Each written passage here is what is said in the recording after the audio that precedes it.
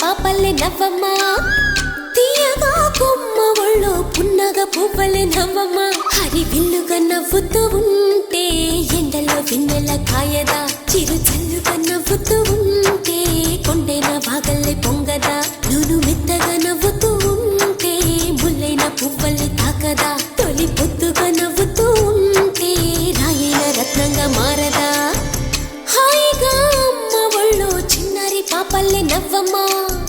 తీయగా కొమ్మ ఒళ్ళో పున్నగ పువ్వలే నవ్వమ్మ